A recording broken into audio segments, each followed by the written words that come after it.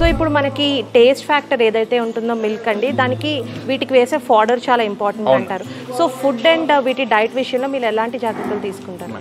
ఇక్కడ మనం ఏం చేస్తామనంటే మన దగ్గరనే ఇక్కడ ఆల్మోస్ట్ ఒక 20 acres వరకు గ్రీన్ గ్రాస్ కోసం అని వదిలిపెట్టాం అనమాట. ఆ గ్రీన్ గ్రాస్ నుంచి మనం K4 అనే గడ్డి ద్వారా మనం వీటికి గడ్డి ఇస్తూ ఉంటాం. న్యాచురల్గా ఏంటంటే బయట వేరే వాళ్ళు కానీ ఇంకో చోట ఇంకోరు కానీ హోటల్ వేస్టేజ్ కానీ రకరకాల మక్క బిర్యానీ ఇప్పుడు కొత్త వెరైటీస్ వచ్చినాయి.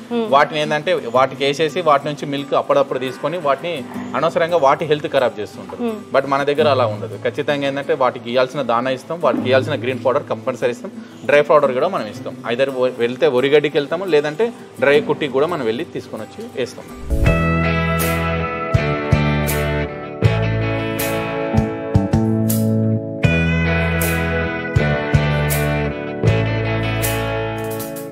సో ఒక బఫెలోకి డేకి మార్నింగ్ అండ్ ఈవినింగ్ చూసుకుంటే ఎన్ని లీటర్స్ మిల్క్ ప్రొడ్యూస్ అవుతుందండి?